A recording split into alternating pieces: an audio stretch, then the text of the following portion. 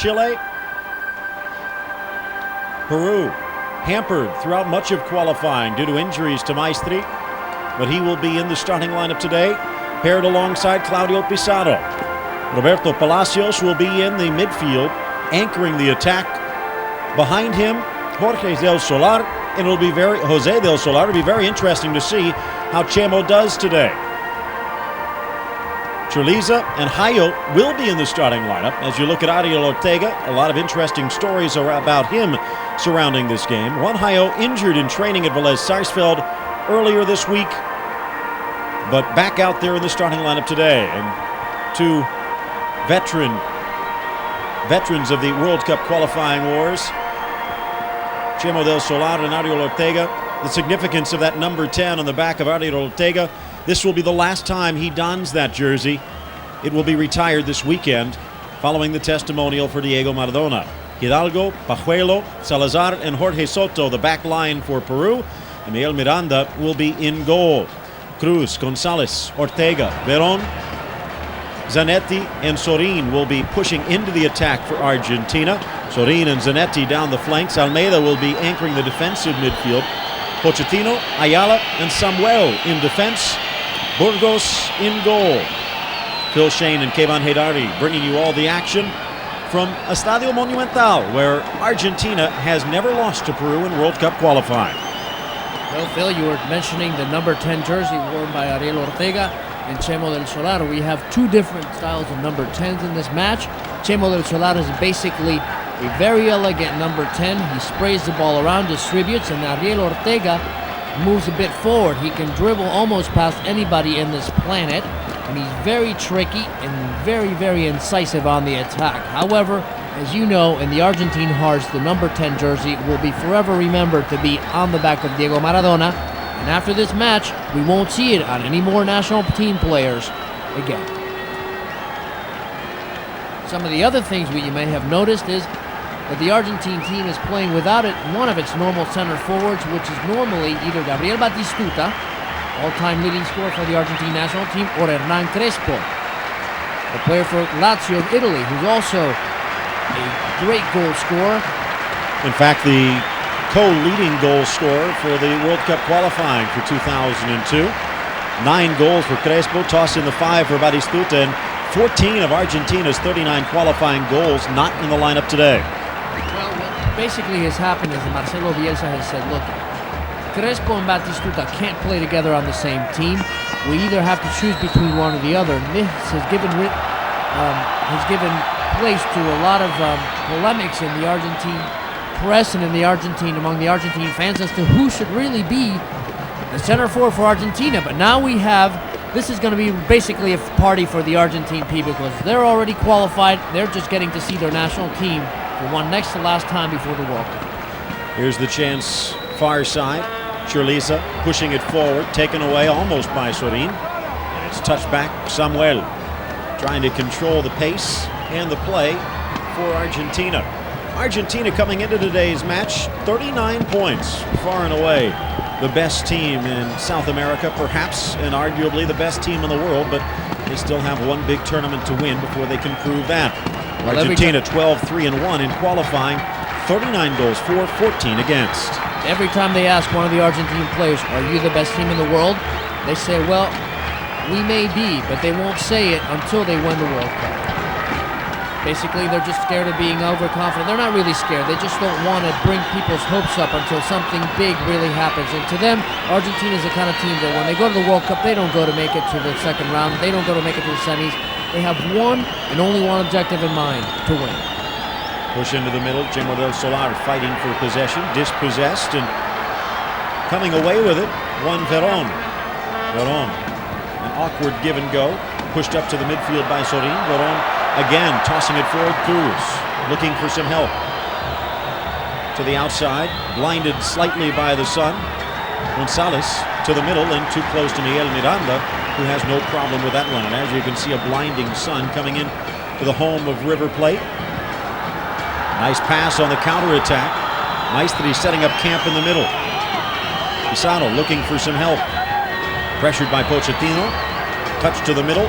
A blind pass, and a blind person might have done a little bit better. We saw Juan Samuel, the central defender for Roma, trying to get the ball out of play. I think people should know Marcelo Bielsa considers Samuel to be one of his only irreplaceable players on that national team. There you see the other central defender, Pochettino. Most time, he has set up a system where the players are interchangeable. Basically, he has a system, and since Argentina has so much soccer talent, they can take out one player, put in another in certain roles, and not lose in terms of quality because their talent pool is so deep. The only one he feels he does not have a replacement for is Samuel. Nice pass by Sorin. Lopez trying to cross, and it's knocked aside. Kily González on the attempt, pushed wide by Jorge Soto. González has become one of the leaders on the team, also a goal scorer. Veron. The shot deflected all the way to the back post and past Miranda's net. Off a Peruvian player, they'll swing around to the other side and try it again. Well, Veron scored on a free kick in Peru on the first match between the two teams from almost the same position. But he's always dangerous, ball at his foot. Think about all of the players who are involved today for Argentina, and we talked about Batistuta, we talked about Crespo. Marcelo Gallardo also unavailable, and look at the talent they still put out there. Outswinger from Veron, Miranda off his line to punch it high. It'll bound across the far side, touch, and a throw-in upcoming. Well, Juan Sebastian Veron, whose father was also a player, he's from La Plata. It's about 100 kilometers outside of Buenos Aires. That's where he grew up. It's a university city, very well designed. It's actually a nice place to live. Foul against Churliza. Although, how are you going to keep him down in La Plata after they've seen Italy? Still scoreless, fourth minute. Heading to the fifth, Veron. The sun in his eyes, but that should not harm the view of the players charging the box in 6 blue jerseys. Deflected at the last moment, cleared aside. Looked like Salazar might have gone down to knock it wide. And it's out for another corner kick, and the pressure continuing on that man, Miguel Miranda. Well, Argentina's starting to turn the screws on Peru. Ortega touched to the outside, still for Veron. Sorin making a run. Kily González delays, pass to the middle, touched back by Cruz, looking for Sorin. Unable to handle it, and it's out for a goal kick, and Peru a chance to try and regain some composure. Good look at Estadio Monumental. Antonio Liberti is the actual name of this stadium. Belongs to River Plate, site of the 1978 World Cup final. Site of many huge games in the first division of Argentina. River Plate currently in the race for the championship, but behind surprising Racing. Phil, I don't know if you knew this, but Buenos Aires is divided into 100 neighborhoods, and the neighborhood that the stadium is in is called Núñez. So it's called El Monumental de Núñez. Each one of those 100 neighborhoods has its own team as well. 6 minutes in. Chori knocked to the turf. Palacios getting up slowly, and good look at González. Good look at the crowd, too. I think, for those of you who may not be aware, it's the start of the South American spring. So it's a perfect day to play football, play soccer. And Peru is also a team that likes the ball on the ground. They like touch soccer, so we could have a very, very attractive game. Because the problem for Peru tends to be in the boxes, both their own and the opposing. Between the 18s, they can put on some very creative displays.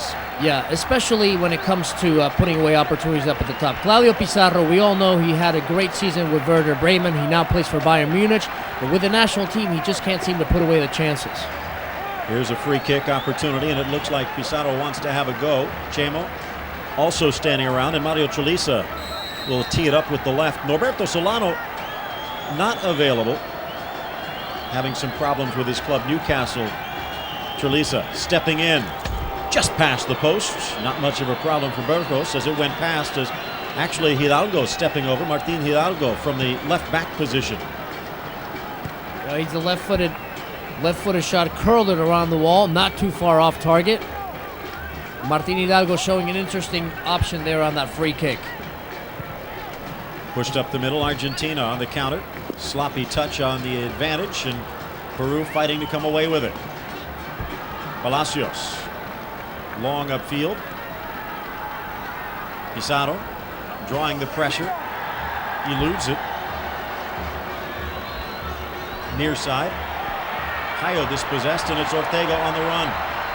I'm sure there's quite a bit of emotion in the Argentinian number 10's jersey. A little bit of a trip from behind. Going down was Cruz.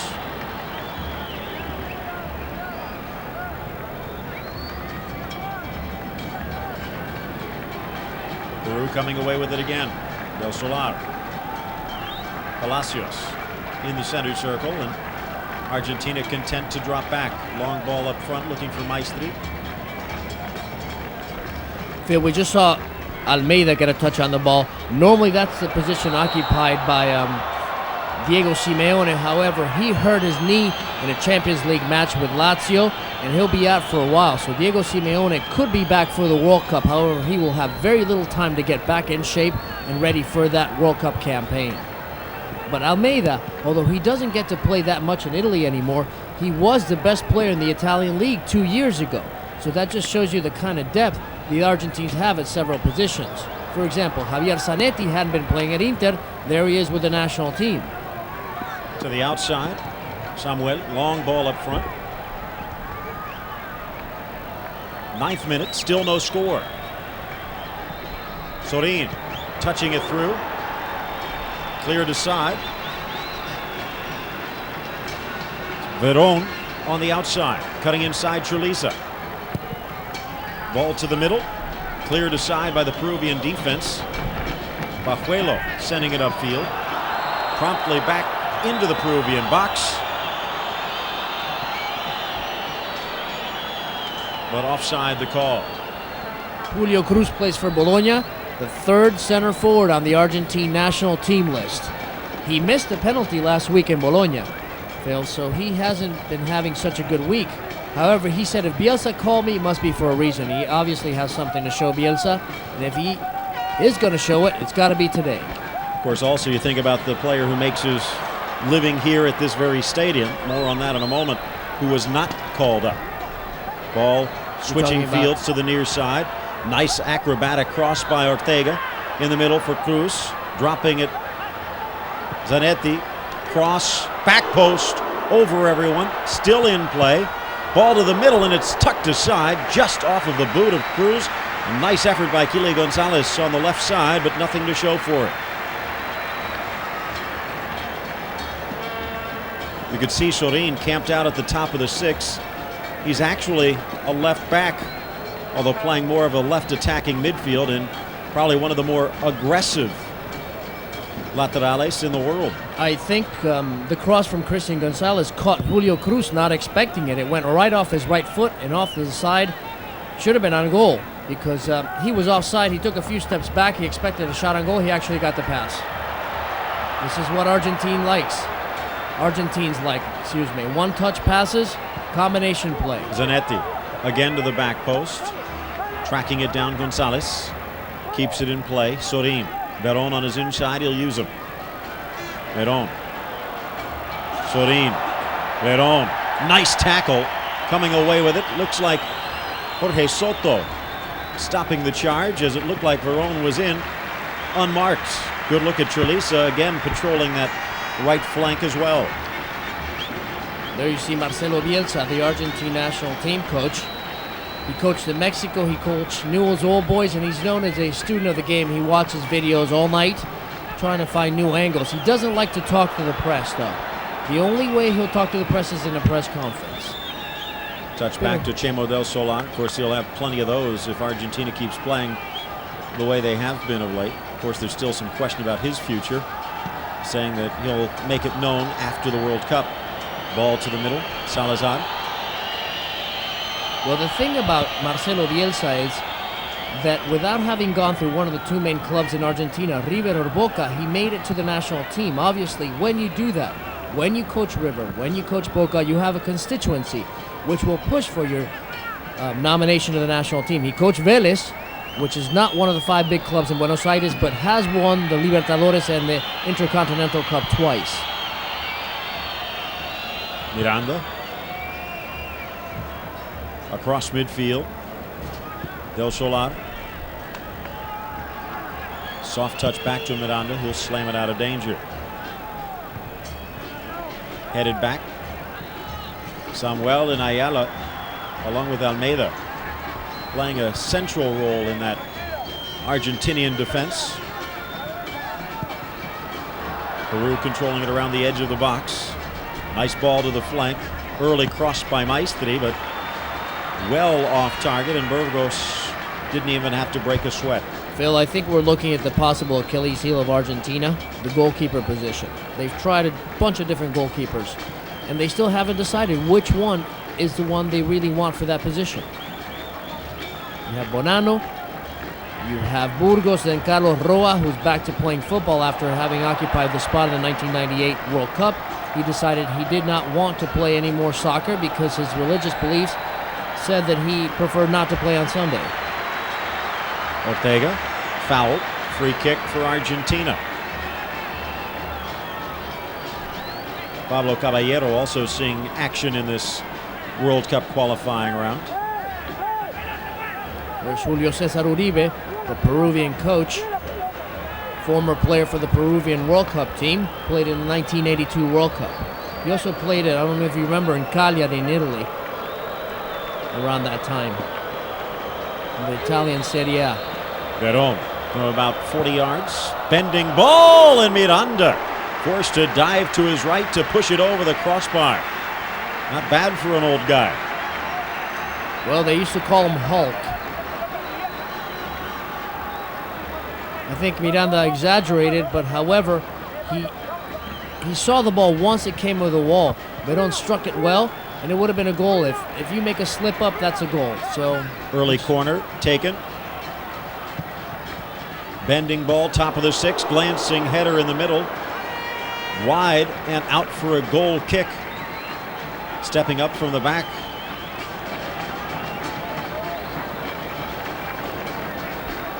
Well, Phil, do you think Argentina has anything to prove today?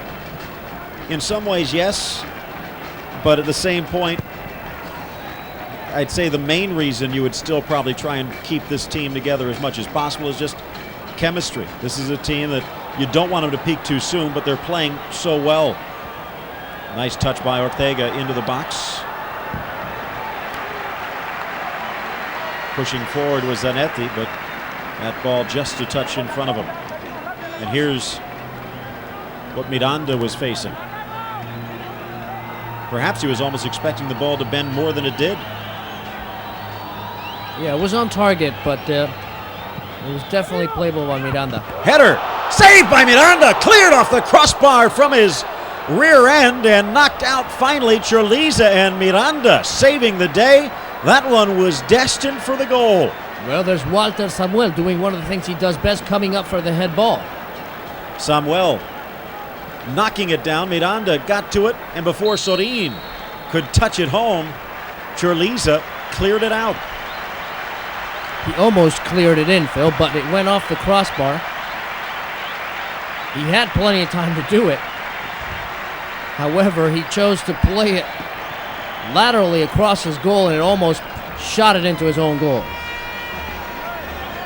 However, it was a wonderful header by Juan Samuel. This reminds me a little bit of how Passarella used to come up for those head pieces. Of course, Passarella was a bit more of a complete player. He also had a very, very strong shot, very well placed. He was a hell of a presence back in the defense. But Samuel is also young. He could develop all these aspects. He's only 22, 23 years old. Looks like Maestri took a knock, colliding with Almeyda on that challenge. On the ball right now. Outside, Veron. González shows. Veron goes on his own. Cruz. Almeyda.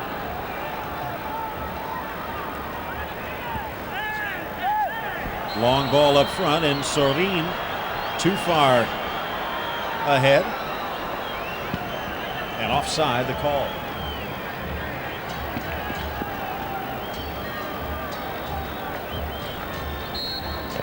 Tough to see from that angle whether he was offside or not. But now that you mentioned Sorin being offside, it shows the importance of his position in Marcelo Bielsa's scheme of things. He plays a 3-5-2 where the two outside midfielders role is quite important. Javier Zanetti, be it Sorin, they have to go up and back and be a threat up front as well as a defensive force at the back. Now that frees up people like Veron and Ortega to create. And then Almeyda, right there, as you saw, he's the ball winner. Here's Zanetti trying to turn it upfield. A battle of number 8s, and Julio whistled for the foul. Juan, whose presence today was in doubt. He strained a muscle yesterday at training. Ironically, perhaps at the old club of Bielsa, Vélez Sarsfield, where Peru was training. Peru wins it back to Chemo del Solar. Palacios. You'll see that combination 90% of the time, especially with Solano not available for call and not available for duty. He will be playing this weekend in the Maradona tribute game, but one less ball handler for Peru to call upon today. Well, I think the Solano situation is somewhat subjective. Solano has developed into an English-style player. He brings the ball up the side and puts in some crosses. When you have Pizarro in there who can take advantage of that, fine. But I think the Peruvian style is to play the ball on the ground, one touch. They like the pretty football. They like the touch football. And I think Uribe felt that sometimes Solano doesn't fit in as well. Touched aside, and Jorge Soto looking for a foul, having a few heated words. Julio González will have none of it. Talking about Solano, team him up with Percy Olivares on the other end when Olivares was playing at his best. Then perhaps all you needed was a Pizarro in the middle. The problem for Peru, as you pointed out earlier, is more the guys trying to put the ball on net rather than however it gets there. Long ball up front. Think about some of the players that have gone through. In fact, Holson, a distant memory at the moment. Down the line. Maestri, graceful player. Back to Del Solar. Near side, soft touch. A little bit too soft. Fighting for it. Peru wins it back. Off balance cross by Maestri. Trying to track it down Hidalgo as he slides across the end line. It's out for a goal kick. Well, that was a nice combination by Peru. Basically, once Chemo del Solar gets a hold of the ball, he can distribute it. What happens is Chemo del Solar's mobility has decreased over the years. He played in Belgium and in Belgium and Turkey, also in Spain. He's played all over the world, so he has a lot of experience, except that you need some other people to do the running for him also. But I would love to see Del Solar on the ball for Peru a lot more, because he definitely has a good sense for the tactical intricacies of the game. Samuel. Somewhat of a 3-4-3 formation for Bielsa today. Ortega, a withdrawn attacker, although he will come back deep into his own end sometimes to get the ball. He's on it now. El Burrito dribbles past one and has some space in front of him. Well, what you just mentioned could be a potential problem for Argentina, because nice ball in. Sorin on the overlap, but again offside. Well, if there's one thing Ortega has been criticized for, is for dribbling too much and too far from the opposing goal. If you want Ortega to do his thing and his devilish dribble, you want it to do as close to the opposing goal as possible. Therefore, when he gets fouled, it's a free kick with a goal opportunity, or it's a penalty, or something will happen. But when you do it at midfield, it's nothing. You know, if Ortega has the ball at midfield, it's not the same as him having it at his feet near the opposing goal. Pochettino's attempted clearance deflects out. Palacios. Still, the job is his. There really is no one else in the Peruvian picture that has the track record or the ability, but a far cry from the great number 10 of Peru, Nene Cubillas. And in many ways, it's not surprising that Peru has not had much success since Cubillas. Well, the last time they were in the World Cup was 1982, so it's going to be at least 20 years, because they're out of the running for the 2002 World Cup. Veron, Pochettino, pushing up from the defense. Zanetti, Ortega onside. Early cross, edge of the 6. Bodies flying, but no call. Looks like somebody held on to Julio Cruz's shirt. We'd love to see the replay. Samuel in a race. Pizarro dropping it back. Almeyda a little sloppy on that. Nice work by Zanetti. Ortega, this is where he's dangerous. Gets rid of the ball though, and Veron wasn't expecting it. Pizarro. Palacios slowed down just enough and hustling back to win it nicely, González, and that draws a round of applause. Well, you also saw Veron go down trying to win the ball back. So basically everybody's got offensive and defensive responsibilities, although I wouldn't like to see Veron do too much chasing during a match. I just want him to see on the ball with his head up and looking for somebody to pass it to. Maestri wants to get more and more involved if possible.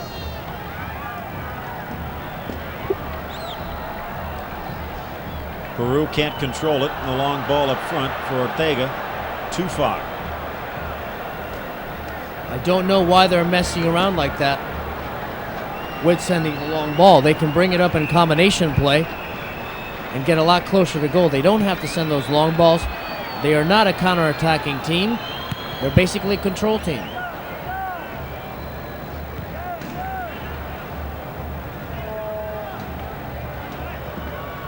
Sorin to the outside. González. Veron. Ortega. Phil, we just saw something there. Veron looked for Ortega, gave him the pass. Ortega passed wide to Sorin, who was offside. But I'd like to see a couple of wall passes between Veron and Ortega, rather than Veron's playing on one side, Ortega on the other. If Ortega comes to the middle, they're going to have to understand each other and play with each other. Take a look, and it does look like it was offside. Sorin, just with the whole field in front of him, fell asleep. One thing also, Cruz, a solid attacker, nowhere near the international level that the other two players you mentioned earlier, Batistuta and Crespo are. Crespo of late earning his pedigree, but the main thing is Cruz also nowhere near as good in the air as those two players, so going to the outside and crossing it in, not as effective as it normally would be for a full-fledged Argentine squad. I think you hear the Argentine public showing a bit of discontent with the way their team is playing. I think in particular, they're looking at Julio Cruz. They're basically measuring how he does, because he's the only one who hasn't proved himself on the national team so far. Plus also there's a little hero of late on the bench, a late call-up after Gallardo was unable to make it. Bernardo Romeo helping lead San Lorenzo to the championship. One of the leading goal scorers again in this championship, and looking for his first real chance with this national team in this round of World Cup qualifying. Well, I think that was a concession also to San Lorenzo fans, because they're one of the big five clubs in Buenos Aires, and as champions they deserve to have somebody on the national team. Whistle blows, quick restart. Pochettino to the near side. Zanetti. Familiar position for Ariel Ortega. Whistle stays silent, however.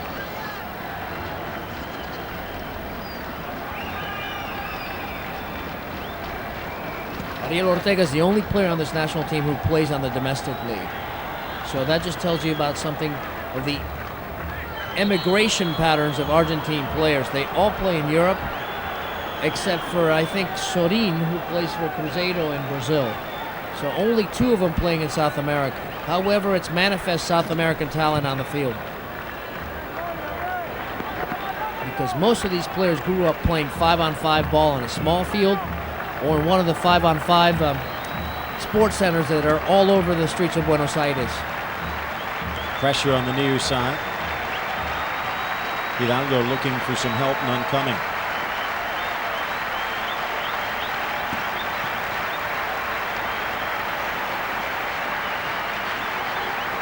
Hidalgo plays for Vélez.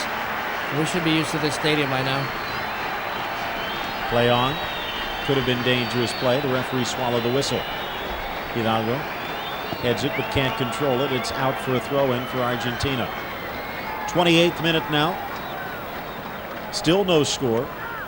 Still no real chances for either side. Miguel Miranda clears it away. Best chance was the free kick by Juan Veron that Miranda was able to touch above the bar.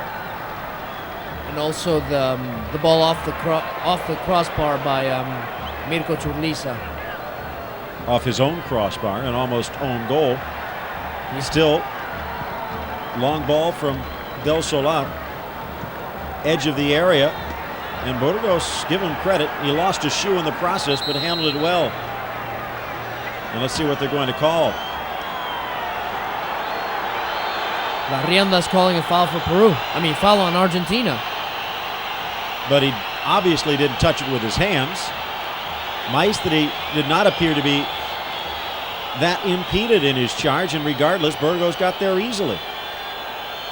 A little bit of a surprise, and let's take a closer look. Samuel, shoulder to shoulder against Maestri. Maybe that little push at the end.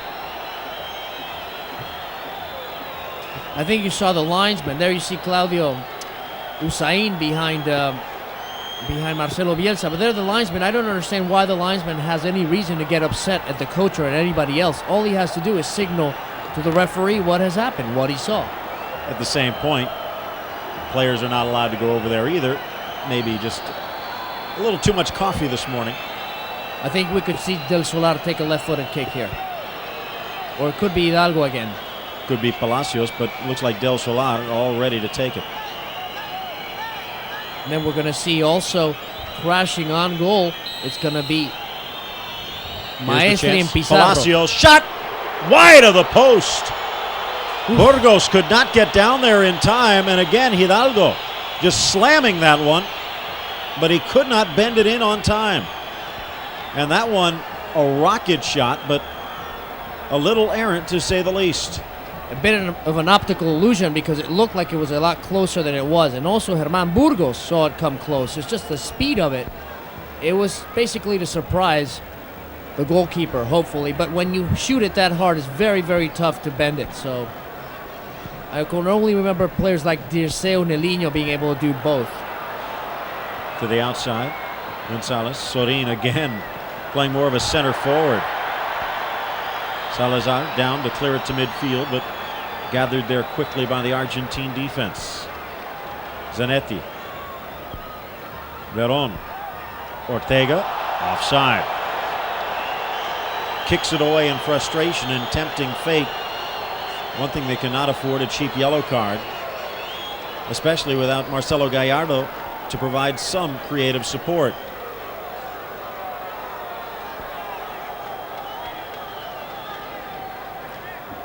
And there the earlier challenge.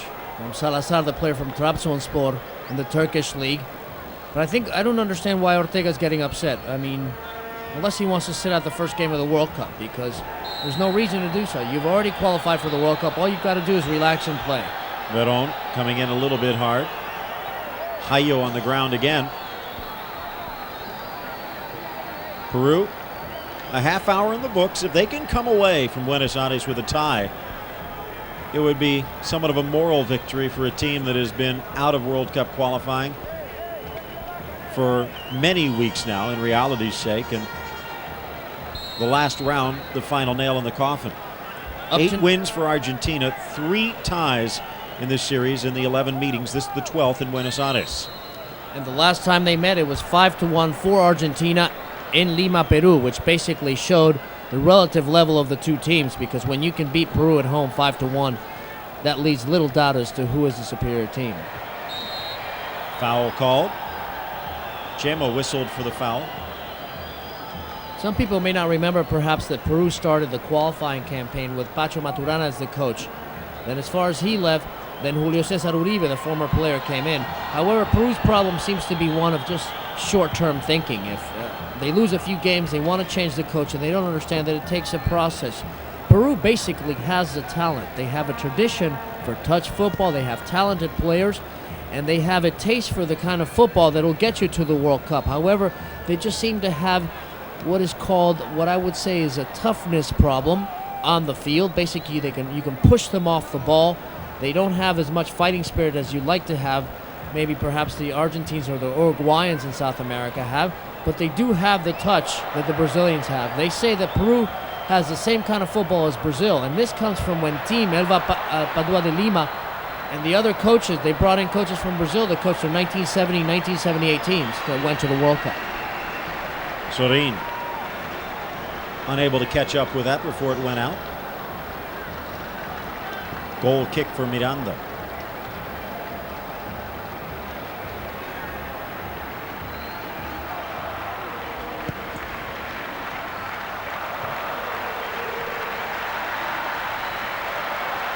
Choliza passing it off to Palacios, dispossessed.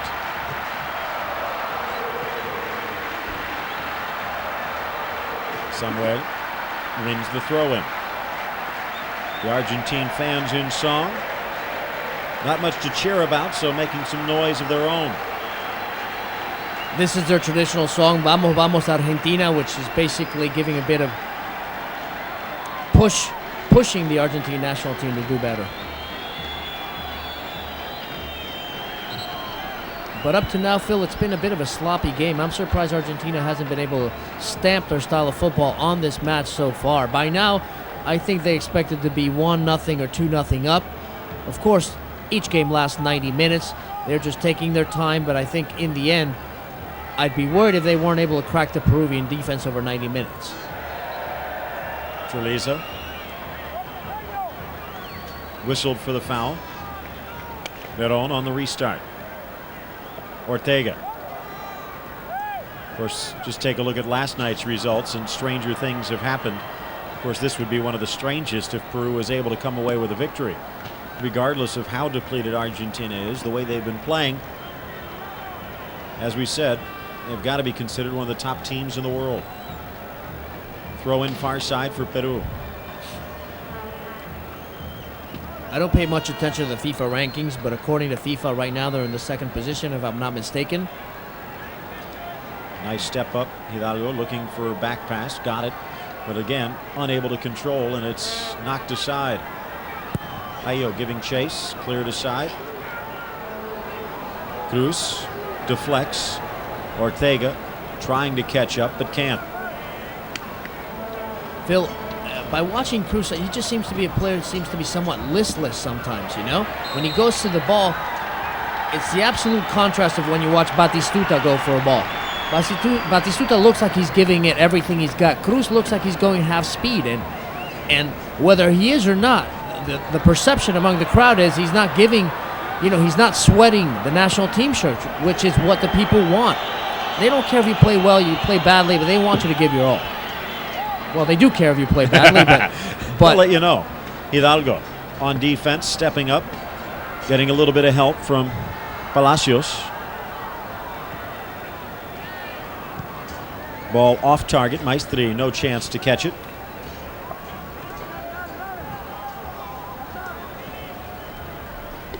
Ten minutes left to go here in the first half of play.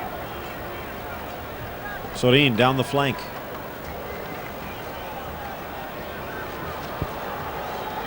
Just to give people an idea of Argentina's domination in the standings, of the 16 games they've played so far, they've won 12, tied 3, and lost 1. They have 39 goals for, 14 goals against.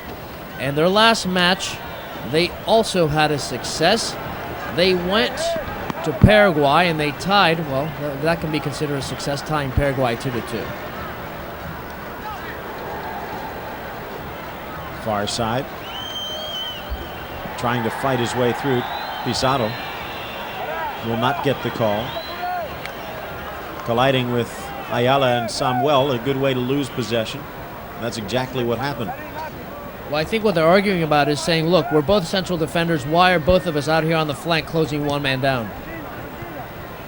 Sorin chests it forward. Veron dispossessed. Foul call. And a free kick upcoming.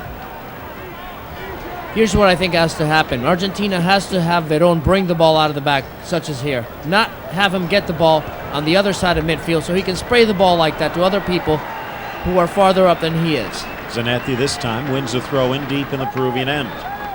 Back to Veron. Ortega. Zanetti. They definitely have the people who can handle the ball at their feet, looking for Ortega. Almeyda may be many things, but he's probably not one of the ones that you want handling the ball when you're trying to get something going in the attack.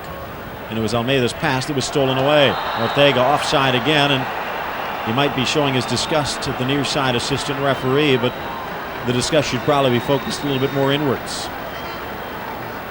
That's the second or third time they've caught Ortega offside, which means one thing. Either he's pushing up too far as a forward, or by Zanetti coming up, he's cutting off his options in terms of space on that right side, and he feels he has to play farther up.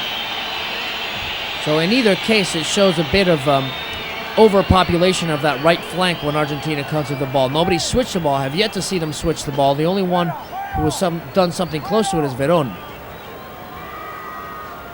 Maestri. Churliza drops it back, and the acrobatic volley just into the top of the net. Jorge Soto.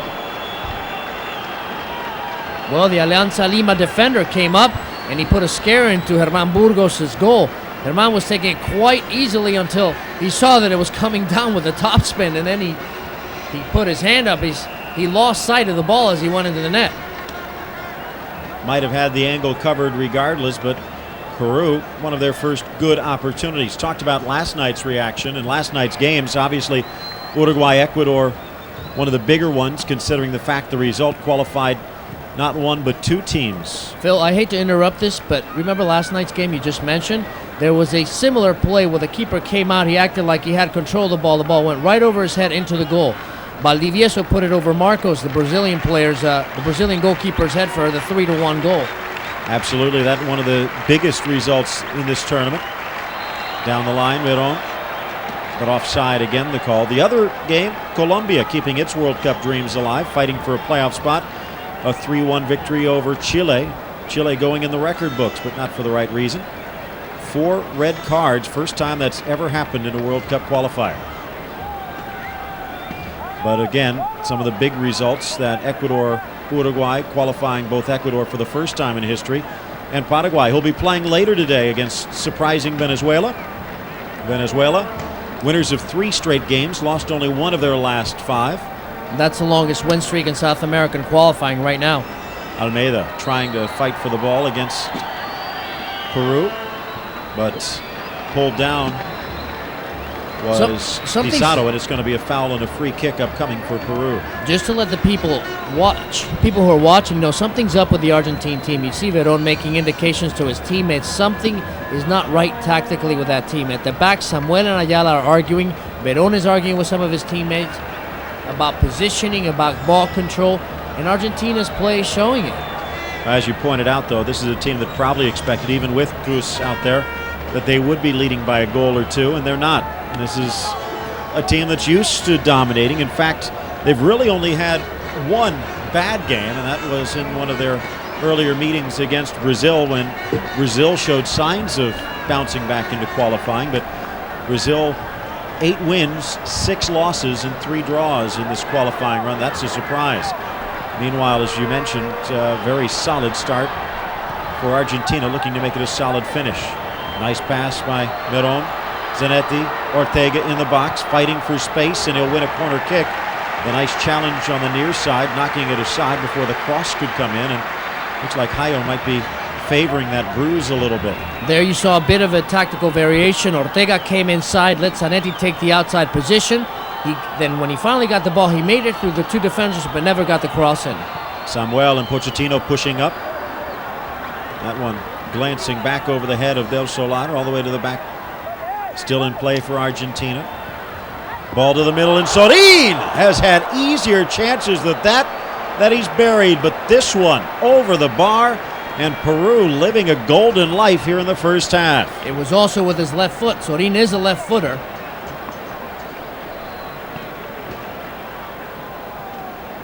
Left all alone to shoot, and he put it over the bar. Easier to miss than to make.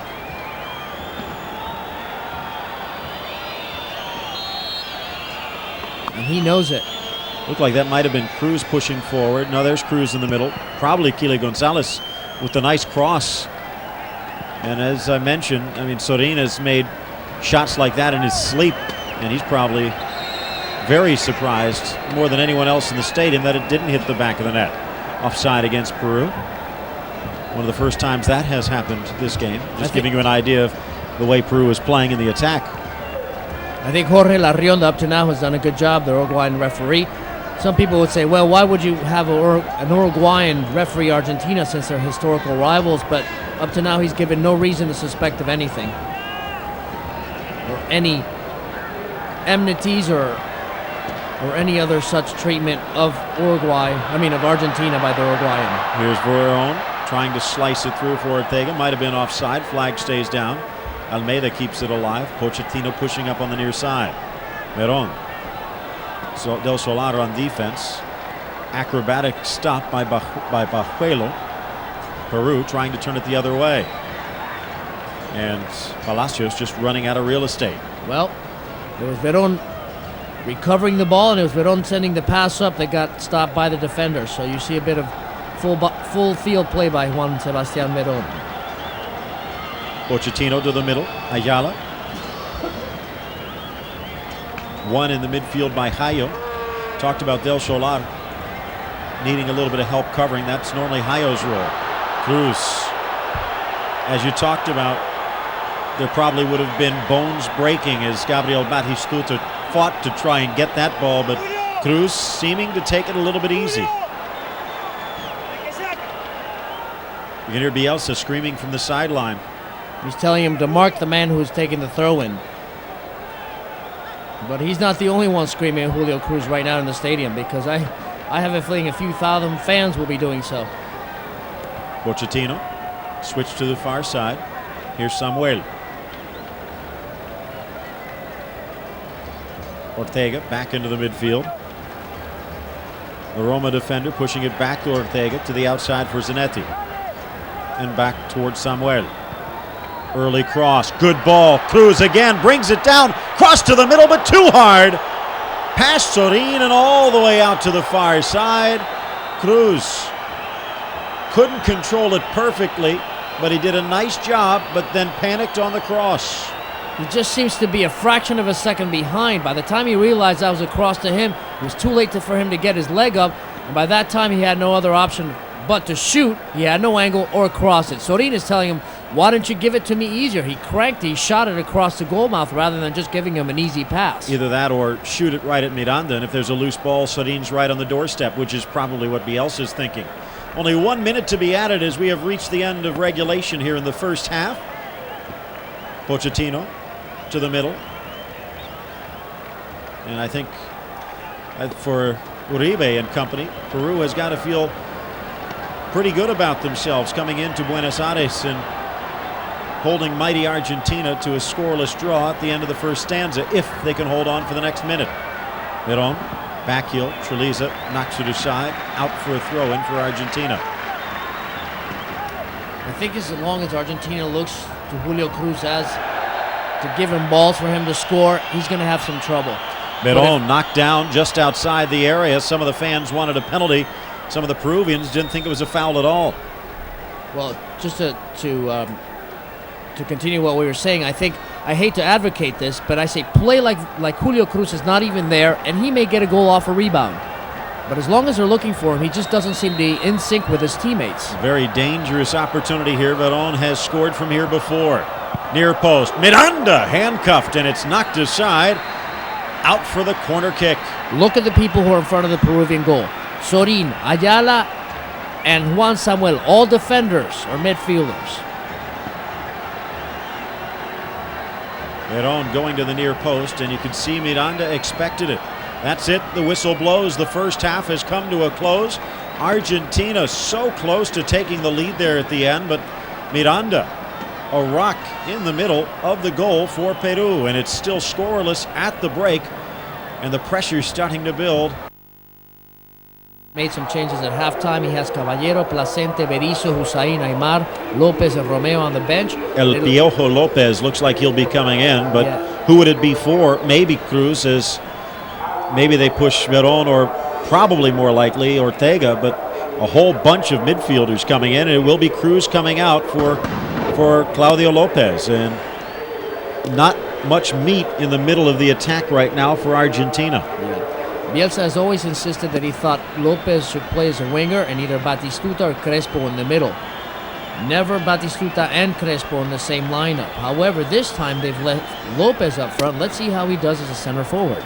Well, let's see what happens. I have a feeling it probably will be more of Lopez and González pushing up, Ortega as well, and the other players taking turns making runs into the middle. More of a movement attack from Argentina.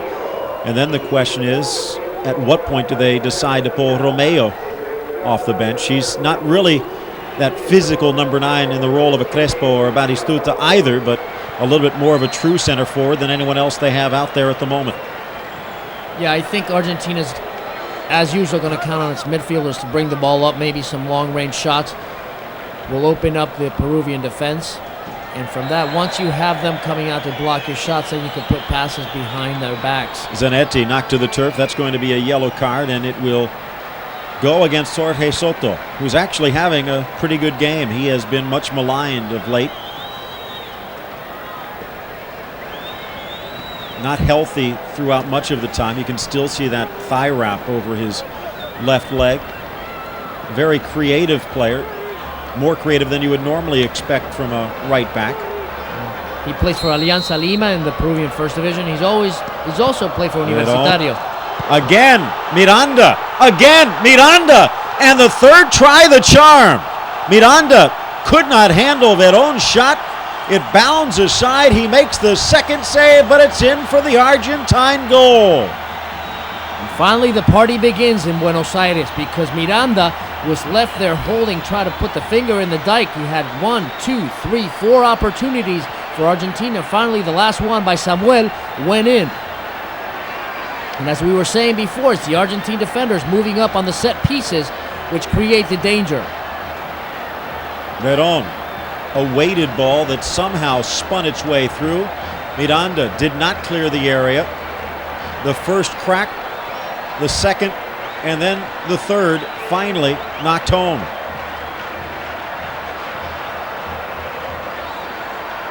Samuel getting 2 tries of his own.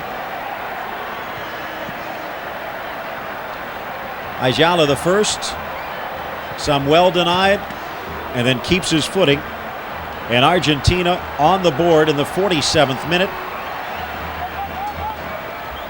If I remember correctly, Samuel also scored on the other match against Peru.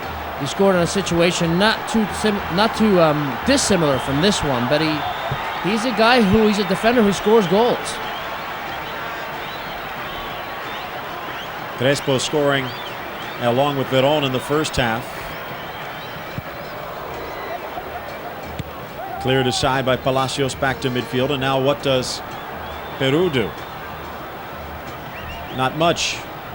Well, before the match, Julio Cesar Uribe had said he'd be happy with a tie. So now they either go forward, which creates 2 possibilities. Either you take a couple more goals, you come home with a 0-3 result, or you get a tie. Almeyda pulling out his Rivaldo impersonation, but knocked to the turf in the process, and it's trickling across the touchline for a throw-in. Actually, they will whistle the foul.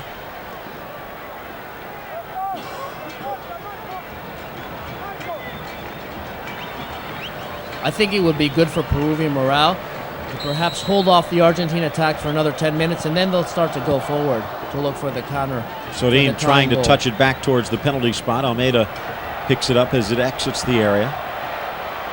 Ortega runs into a road jam and knocked to the turf. The foul whistled against Hidalgo, and a free kick from the other side. I wonder what makes Ortega so efficient or so dangerous at the national team at the club level, at River Plate, but when he goes abroad to Valencia, Parma, Sampdoria, he hasn't been able to prove his worth. Perhaps it's the way that the game has changed internationally. Well, take a look. The other solid Argentine playmaker calls his home in France. This time Miranda handles it, and again a dangerous ball off the boot of Veron. Long upfield. Pizarro brings it down. Veron makes you sweat on each one of those free kicks, doesn't he? Caio looking for it. Palacios trying to get some possession. Hidalgo on the outside. Push and a shove by Lopez. Whistled for the foul. Earlier, Veron was talking about how in the free kick situations at Manchester United, he was going to let David Beckham take the kicks, but every once in a while he said he would take one himself. So he finally got a goal off a free kick situation a couple of weeks ago, but when you have an embarrassment of riches when it comes to Argentina, free kick, you have Batistuta, Veron, you have several players who can take it. There's the ball. Weighted ball by Veron. Almost got through the defense. González. Onto his teammate running onto it. To the outside. Sorin challenges. Soto tries to clear the area. Veron. González back to Veron. Treliza forcing him back. Almeyda. Veron. As the Olay is starting to rain down. Too far in front. Zanetti appreciates the effort. As you said, an embarrassment of riches.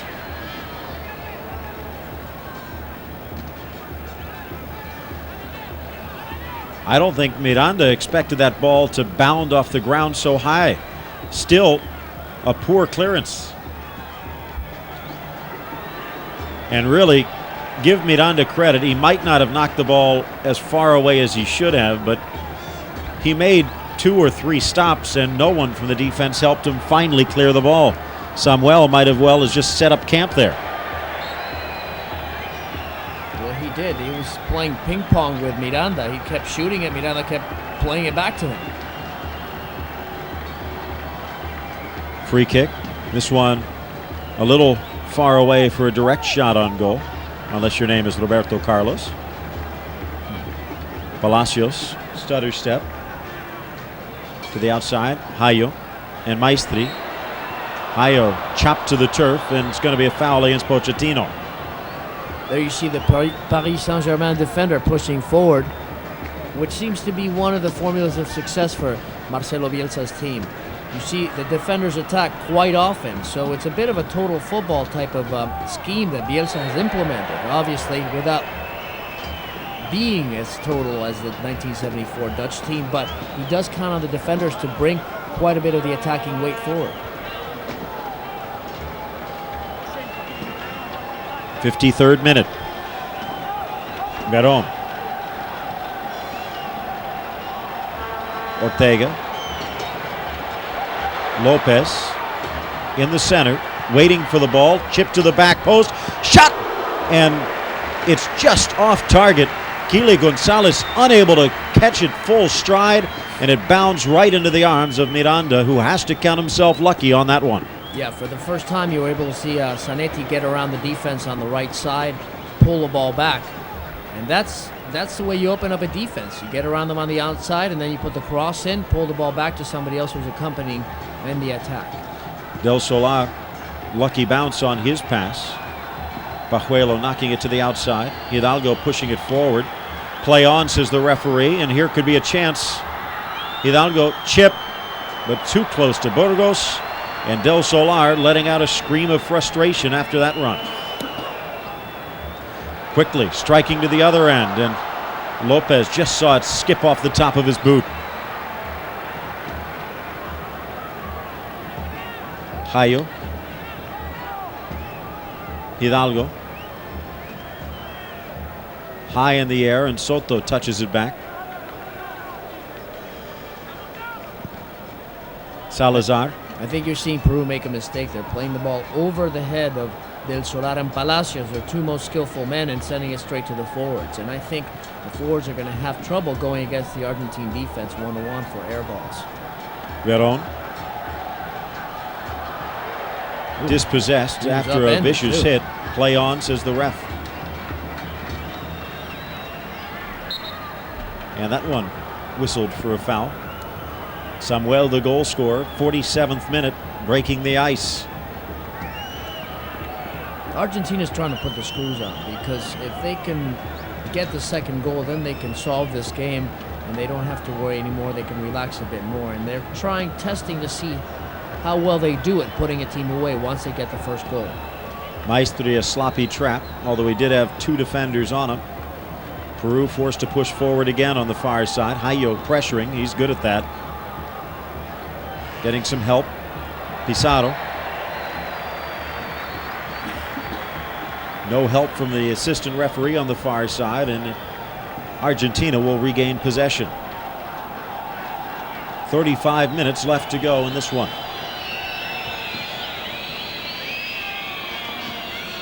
Samuel. Too far for Veron. I don't know if that pass was for Veron, for Claudio Lopez, who was coming back, but either way, it was off target. Now you see Del Solar on the ball, trying to play a couple of 1-2s. Julio to Palacios. Foul against the Argentine defense. Julio down behind the play. Glancing header. Pizarro with his first good shot on goal, but he couldn't get much on it, and Julio still down. That's been symptomatic of Pizarro's experience on the national team. He had a good cross. Ortega, nice cross there. He seems to have hit it off his shoulder rather than heading it. And finally, Peru will knock it into touch. It didn't even look like they wanted to stop the game. Again, remember, Julio injured in training yesterday. That was a muscle bruise. This looks like he just got raked across the ankles. This is why the European teams don't want to let him go. Las Palmas, where he played for Celta Vigo last year. Every time they send a player out, many times they come back hurt. It happened with Newcastle and Solano.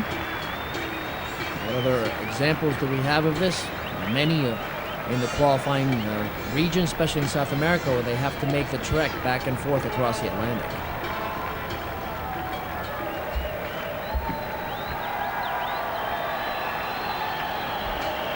Sporting gesture by Argentina, giving the ball back to Peru. And the sporting gestures are over. Maestri to the middle. Palacios. Almeyda bodies him off the ball. No call. Sorin. Zanetti. Hey, Phil, as much as I like to see Roberto Palacios play, he's so skillful, but he's a bit of a lightweight on the ball. You just saw him get pushed off. And I wish he had a bit more weight to push around, because he tends to score beautiful goals, and he's got a lovely skill, but he just doesn't seem to get the most out of it. Well, at 5'4", he can't carry too much on the frame. Nice pass by Veron. Stopped at the last moment. Pajuelo stepped in front. Del Solar booting it out to the wing, and Maestri whistled for offside. Speaking about a ton of talent, but unable to do much with it, Flavio Maestri. 2 balls on the field. I guess they're giving him the choice, or actually that a balloon from the stands. Yeah. There's an optical illusion there for a moment. I would like to see the player hit the balloon, see how he handles the balloon rather than the ball. Ayala, the captain. Here you see Ayala push up on the attack, well, at the center of the defense. Normally he's there with Samuel, but in this case Samuel has moved over to the left-hand side. Down the line, Zanetti. Across the end line, and it's going to be a corner kick, or will it? Nope. Hidalgo knocking it aside. It will be a goal kick, but he pays the price. I'd like to see Sorin do the same thing on the left-hand side, get around the defense and try to get the cross back. You see somebody in the middle. Sorin just loves playing inside the box too much himself.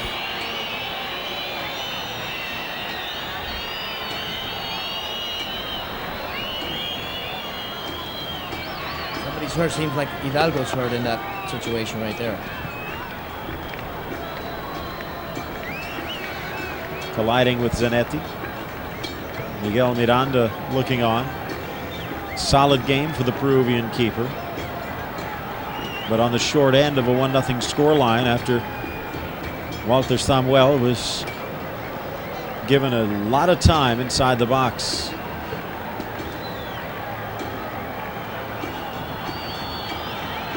Coming out of the game will be Jose Del Solar.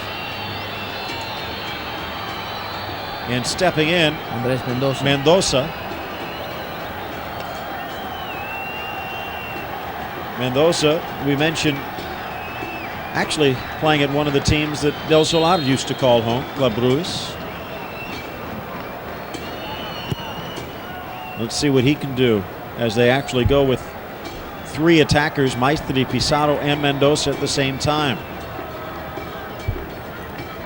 I think the difference is this. I mean, you've had several players from Peru make it to Europe. Last year at Coventry, for example, Mendoza's at Bruges, but let's see how well he does over a whole year. Paul in the area, fighting for Lopez. Veron, too far for Zanetti. Talking about Coventry, Isidro Zuniga, one of the players who has been given a lot of time this year, but not today.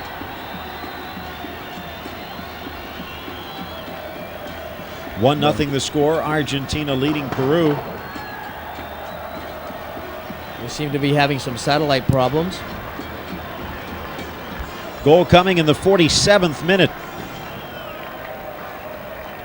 The free kick from Veron. Batted around inside the box. And finally slammed home by Samuel. You got a good look at Bielsa, who seems to be a bit agitated right now. But I think he made the right move by taking Julio Cruz out, because the space that Julio Cruz was occupying in the front of the attack then at least opens up and somebody else can move in there, be it the defender like Samuel or be it a midfielder. But Julio Cruz, definitely the 3 balls he had, he did not do anything with them. He let them get away from him, and he had chances, they didn't take them. There's Sorin on the right side.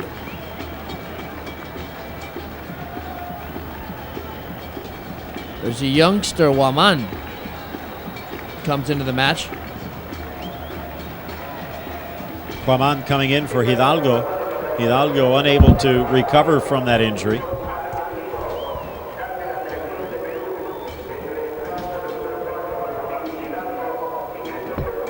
Juan actually, as we mentioned, can also push up into the midfield, into the attack, almost a little bit of a Solano type of role. Samuel. Ortega. Now playing over on the left. Soft ball to the middle for Lopez. Return pass. I don't even know if Kempes could have gotten that ball standing on top of Batistuta's shoulders. Well, as they say in Argentina, that he gave him, le dio una pared y le devolvió un ladrillo, meaning he gave him a wall pass and what he got back was a brick. That ball definitely was not weighted correctly from Claudio Lopez. Mendoza waiting to run off to the races, but no one ever got the pass in. Churliza. Bit of misunderstanding between Churliza and Mendoza. I like what Churliza has shown. He came in the match against Brazil on the left-hand side. He played about the last 20 minutes. The first thing he did, he sent in a cross that led to the goal by Pajuelo, the 1-1 tie. It was in Pacaembu Stadium or Morumbi, if I'm not mistaken, in Sao Paulo. Here's Veron. Sloppy passing up front, and Peru giving Argentina too many chances. Almeyda pushing forward, unable to handle the tough ball. Here's a chance for Mendoza, but well handled. Ayala guiding the ball back to Burgos and then cutting off the angle. All the way upfield, and González has slid a little bit more into the center. Ortega. Sprawling effort to knock it aside by Salazar and cleared upfield by Pajuelo. Looks like they might be having Juan push a little bit higher in the field than Hidalgo had been playing. Yeah, almost 3 in the back for Peru right now. It looks to be a bit more space in the Peruvian back right now, especially on the wings. They seem that Argentina has the space to move up and put a few crosses in. Nearing the midway point of the second half, Hayo. Near side, Jorge Soto. Palacios. Churliza. Through ball. Mendoza, can he get there? But not before Burgos does.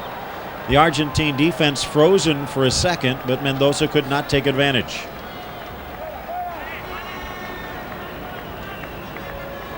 With Del Solar out, Treliza getting a lot more touches on the ball. Pizarro playing a little bit more on the left. Maestri a little bit more on the right as Mendoza has stepped up front. And all of a sudden, Peru starting to regain a little bit of the composure that they showed in the first half. Foul against Ayala. Burgos setting up his wall.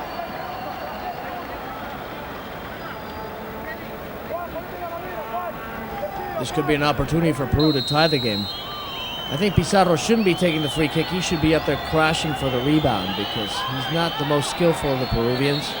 Well, let's see what he has. He is a leader, as you can tell. Rolls it through, and he forces the ball to be touched by Burgos. He says he kept it in. The assistant referee kindly disagrees. A corner kick. That one actually might have been offline, but Pizarro did not miss by much.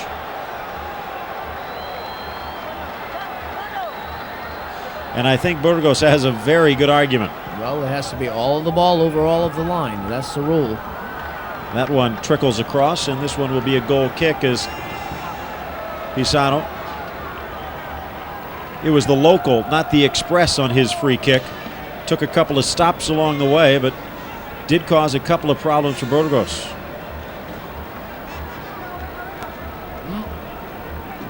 Questionable call either way.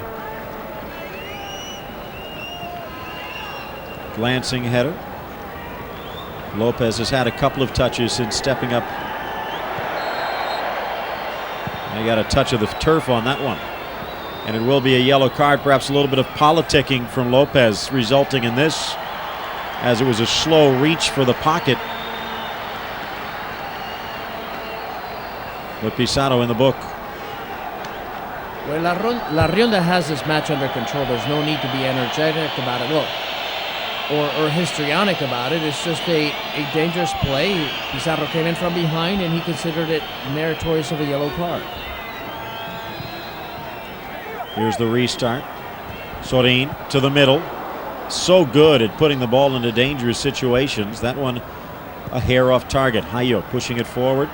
Palacios runs into the roadblock of Walter Samuel. Whistle blows and a free kick. I think Palacios against certain teams can shine, but you put him against the teams that can play a more physical game like in Argentina, like in Uruguay, and that's when he has a few problems. Midway point of the second half, still 1-0 Argentina. Veron, a quiet second half since the goal. Here's the difference. Although it may seem like Veron is trotting about the field, he seems to get free to be able to do what he needs to do with the ball. Palacios, as tricky as he is, he just can't seem to find the ball and make something happen when they put marking on him. That's all. Ortega. Zanetti. Veron. Nice pass by Lopez. Ortega, back post, cleared away. No one wanted to take the shot, and again, they don't have that center forward out there. Would have been a beautiful goal. They just kept insisting on putting another cross in.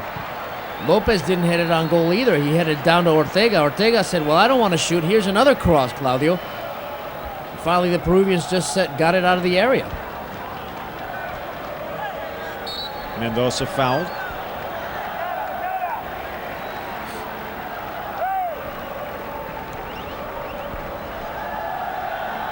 I think Juan Samuel in a few years will be what in Argentina they call un cacique. Basically, the guy who controls the whole team from the middle of the back line. The same way Pasarela used to do it. Same way Ratin used to do it at Boca and for the national team sometimes. Here's the cross. A little bit too high and no one on the back post. Pizarro saw it glance off his head, and it's out. Throw in for Argentina deep. Julio Cesar Uribe obviously has not given up yet, but you sense a certain resignation in the team right now. They need to do something. Mendoza brought in for his speed. They have been unable to try and set that up. Been able to set that up since he's been out there.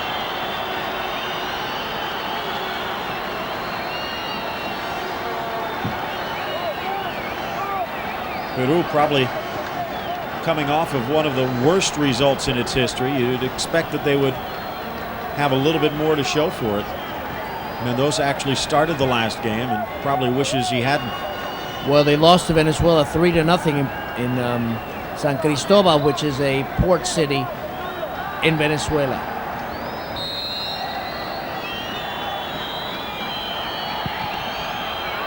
The shot over the bar.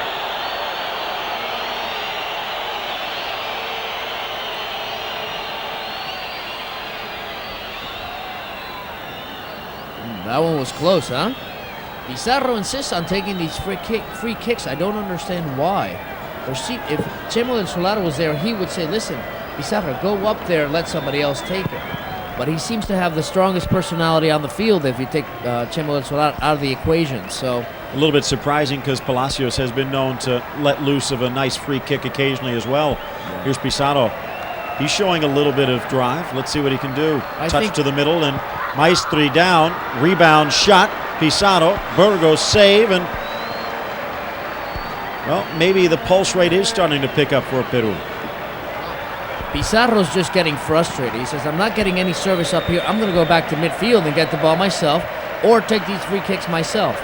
However, when you start getting so individualistic, you're going to do it you're going to be harmful to the team, I think, at some point. I mean, of those 3 chances, Pizarro could have given one of them up to, for example, Roberto Palacios on the free kick.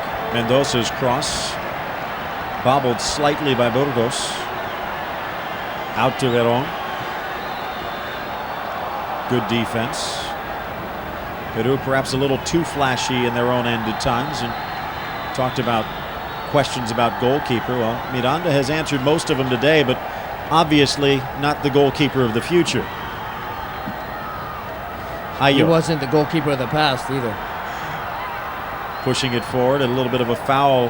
At least that's what Pizarro thought. None coming, and Ayala sends it up the line. Uribe's right on the touchline. Maybe he wants to check in. He was a good midfielder when he played. Again, off target for Maestri. Ill-tempered at times, but a skillful midfielder. Palacios dropping it back. Nicely handled by Soto.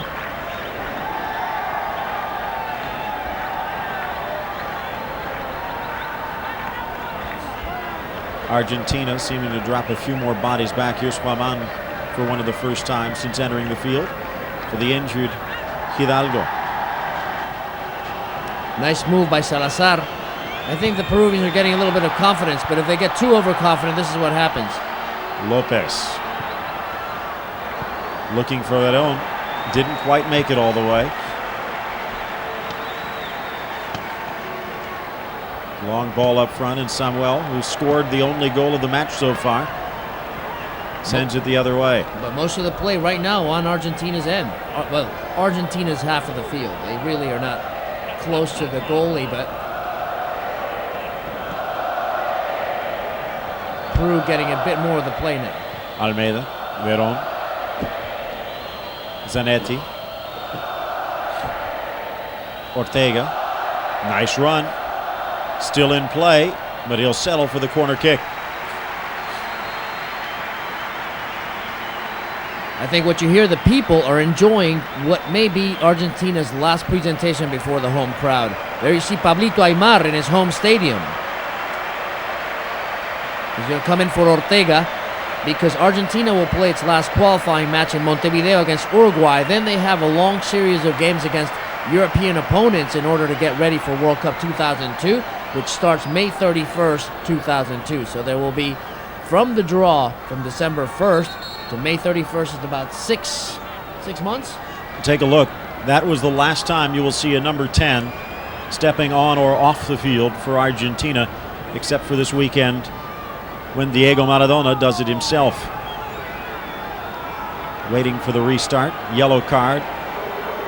And Kily González trying to figure out why, and things getting a little bit heated. Talked about Pablo Aimar, the former River Plate midfielder. Coming in after the long trek over from Valencia.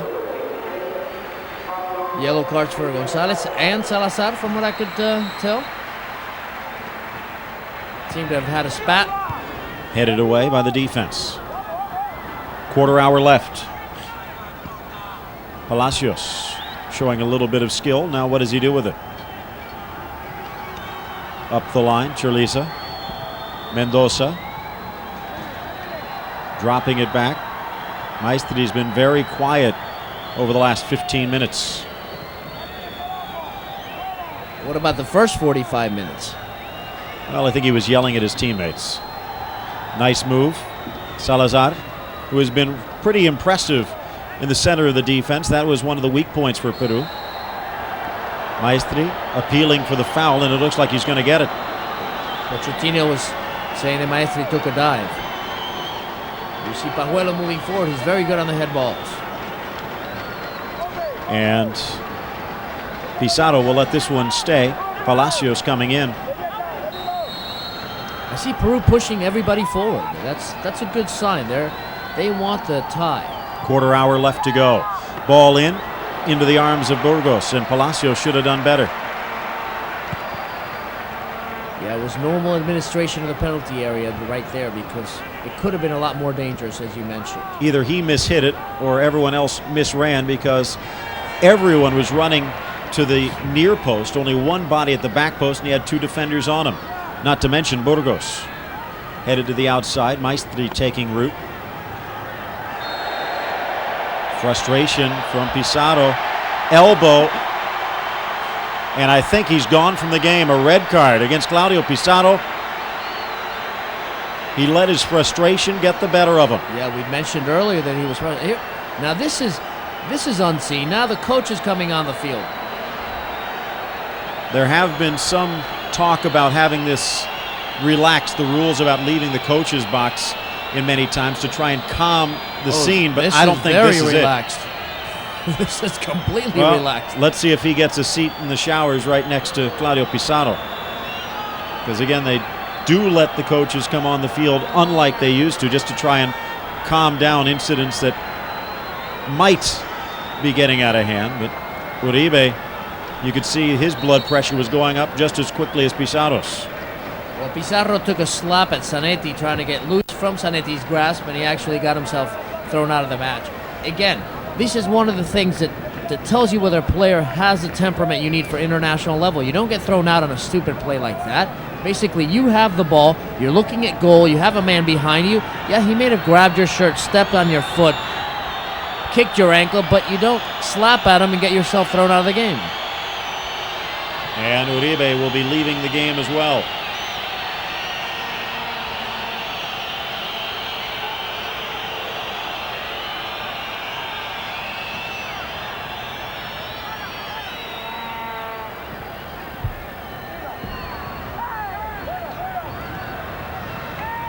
Ortega. And this seems almost unfair, although Nice Peru has been known to turn it up a pace.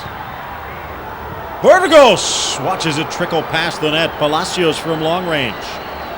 Palacios did it all there. He stole the ball, got up, won on the tackle, and then he took the shot. If he'd made a better shot, it would have been a hell of a goal. That one had a lot of action on it, and he had Burgos leaning the wrong way. Well, we got 13 minutes to go in this match between Argentina and Peru. And Argentina's got a 1-0 lead, which looks like they'll hold till the end of the game.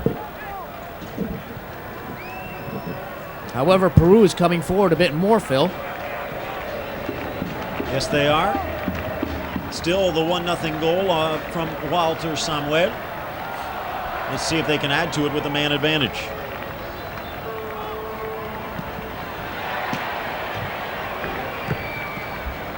And the referee gets into the action there. Cleared out by Salazar.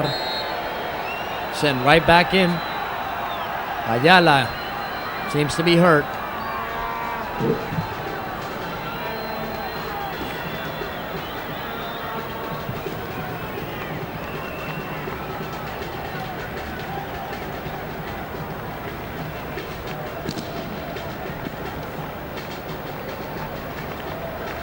Player Valencia, Spain, elected the best defender in Champions League last year when Valencia made it to the final of the Champions League where they lost to Bayern Munich in penalties. It was the second time Valencia had made it to the Champions League final. It's a team that is on the cusp of being one of the great teams. However, until they win one of those big trophies, they will not be considered one of the greats of European soccer. Here's the ball, through ball. Samuel for Claudio Lopez, cleared out by Miranda. And Argentina has a corner kick.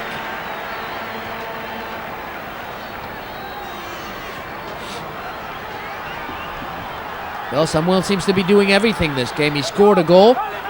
There he put a good pass through to Claudio Lopez. Veron with the ball. He's going to step on it. There he goes. He's pulling it back.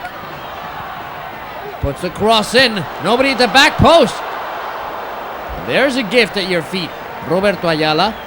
Should have done better with that chance.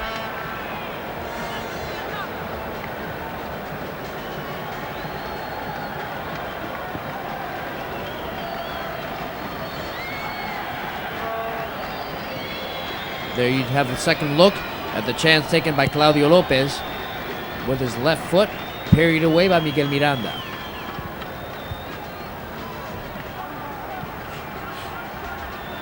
Pochettino in action, the Paris Saint-Germain defender.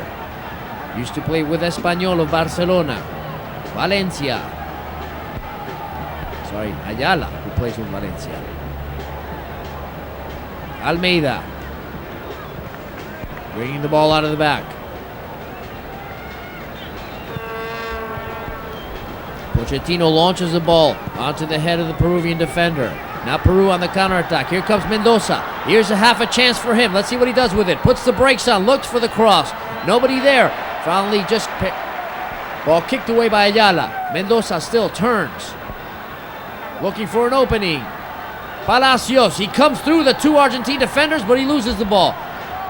Well placed. Pablito Aimar doing some defensive work. His first touch of the ball. Claudio Lopez. Veron. La Brujita Veron. Wonderful ball for Kily González. Wall pass. González misses the return pass. Sorin. Slide tackle to win the ball again. Aimar. Looking for somebody to play with. Plays it back. Almeyda changes the point of attack. Here's Veron. Gets past the defender. Tries to filter the ball through. Julio goes on the ground. Steals the ball. Mendoza. Half-hearted attempt of bringing down the ball. And the crowd starts chanting Maradona. Maradona's name, actually, always present at Argentine national team games. Salazar, the defender, he's had a good game. Plays in Turkey for Trabzonspor. Palacios. Flavio Maessi loses the ball.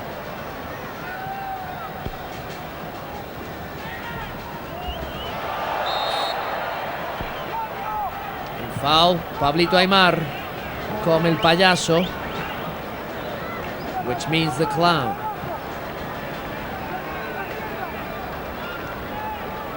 Juan Pablo Sorin, Veron. Ball taken away from him, he got a bit too careless with it. Peru, one man down and one goal down, looking for the tie. Andrés Mendoza lets the ball slide past, he says he can't get it. Marcelo Bielsa, the Argentine coach, in your screen.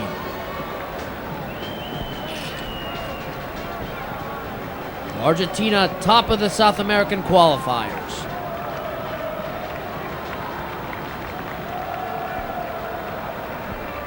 Almeyda. There's a ball for Claudio Lopez. Gets there before Salazar. Protects the ball, plays it back. Kily González, his partner on the left side of the Argentine attack. Switch the ball around. Veron, the midfield general now. Almeyda. Sorin. Almeyda. Veron. I think Argentina in the last remaining 6 minutes will want to get a second goal. Here it comes. And that's a goal for Argentina. Claudio Lopez pumps away at the second goal. Argentina, pass from Juan Pablo Sorin. Just as we were saying, Argentina was looking to get a second goal. They made it happen. After a long series of passes, Argentina decided for the rapier strike from Claudio Lopez. The second half substitution gives dividends for Marcelo Bielsa.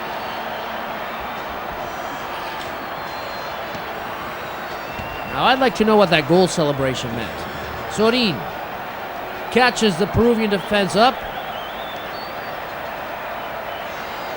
which gives Lopez a chance to sizzle it past Miranda to the near post. Sorin free of marking, and so is Claudio Lopez. Very lax Peruvian marking at the back.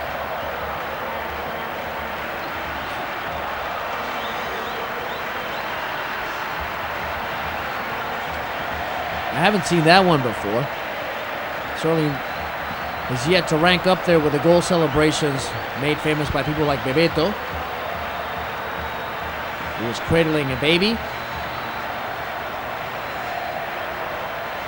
Maybe he just bought a new garage. He's showing how they can put air in your tire. I don't know what he was doing there, Claudio Lopez.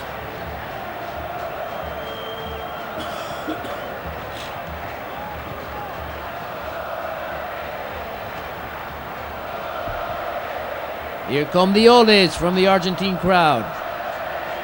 And they are getting up on their feet for the Argentine national team. At Monumental Stadium in Buenos Aires, Argentina. Argentina 2, Peru 0 in the 41st minute of play. Here comes Sorin with the loose ball.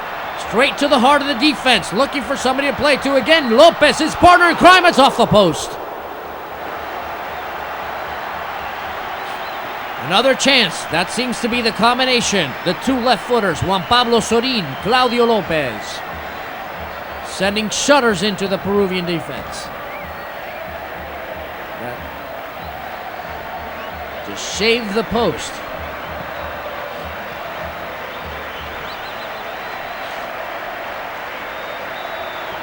Here's a substitution. Bernardo Romeo gets his debut with the national team.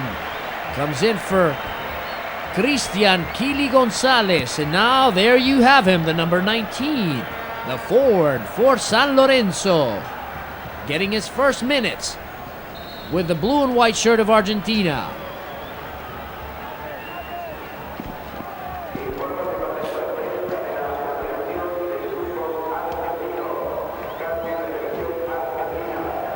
Just for your information, who's left on the bench, Claudio Lopez, Aimar, and Romeo are on the field.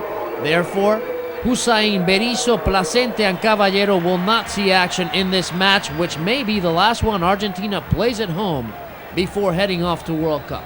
But I'm pretty sure they're going to find some opponent to give them a World Cup farewell right here in Buenos Aires. There's a shot from Claudio Lopez. That's how you finish. You shoot low to the far post. But he hit it with the inside of the foot, which meant the spin on it meant once it hit the post, it went outside.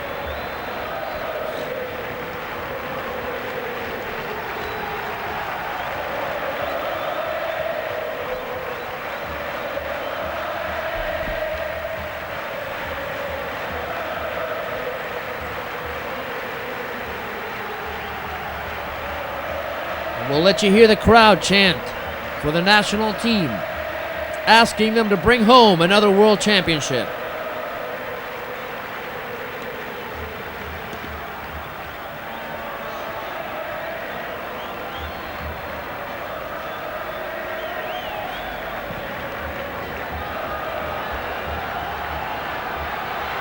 Here, Romeo finally gets a touch on the ball. He's not able to get around and keep it in play and get across it. So it'll be corner kick for Peru. Goal kick for Peru.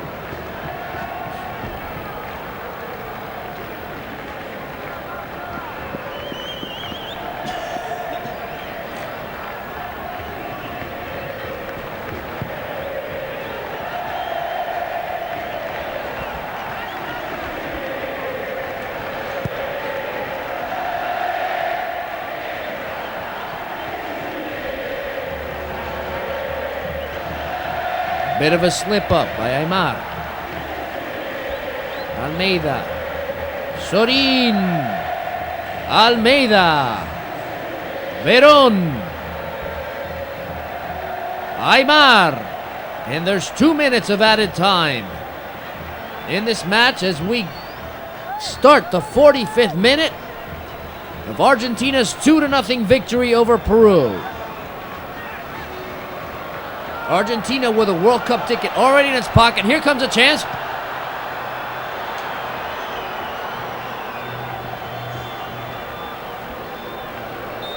Peru would certainly like to go to goal before this game is over. But that gives Argentina 42 points, way ahead of the rest of the qualifying group in South America. Paraguay, which plays later tonight, has 30 points right now. They go against Venezuela. And Venezuela is no longer, they have won their last 3 games, so it's no longer a guaranteed win. There's Peru, Chile, and I can't remember who the third. Bolivia has found out.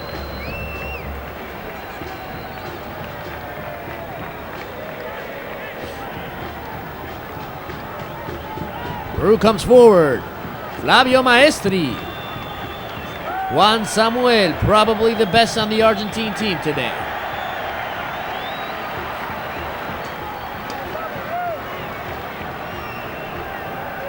Samuel playing at both ends of the field.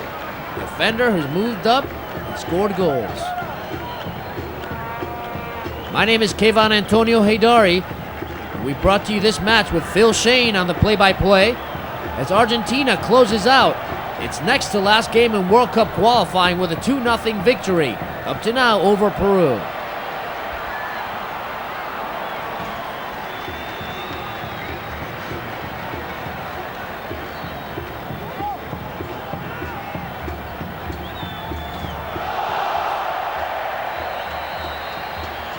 There's a foul from Veron. He could earn himself a yellow card, and that's a final whistle. And so the final score, Argentina 2, Peru 0, and the party begins in Monumental Stadium in Buenos Aires, Argentina. La Rionda, the Uruguayan referee, calls an end to the match. And Argentina's players will go to the middle of the field and salute the crowd.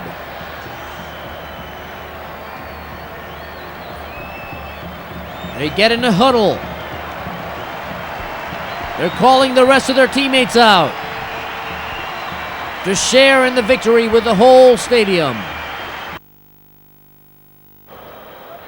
まず前半のゲーム 0-0 でしたけれども、アルゼンチンペースでした。でしたね。特に立ち上がりのこの時間帯ぐらいまで、割とこうどんどんいってましたよね。コーナーキックからこれサムエル。これ入ったらもっと楽になったでしょうね。クリアボールがクロスバーでした。でセットプレーのね、やっぱりベロンがいるっていうのはあるし、ヘディング強い選手いっぱいいるんで、セットプレーでもやっぱり点を計算できるっていうところありますよね。そうですね。今日もいいボールを蹴ってました。一方前半のパラグアイはイダルゴの左足。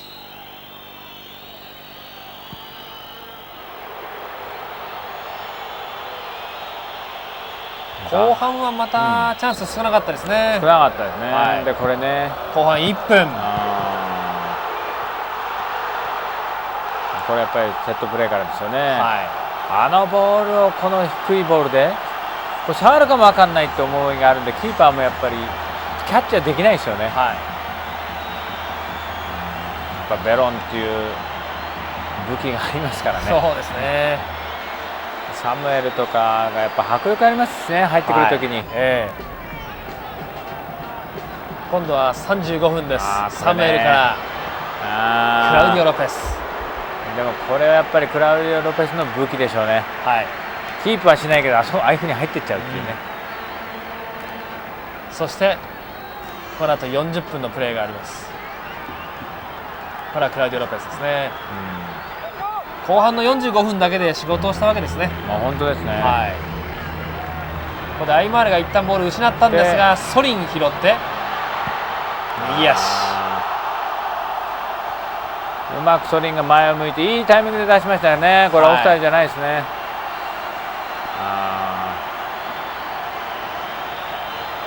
やっぱりでもソリンっていう選手はいいですね。はい、左だけでなくて中にも入る。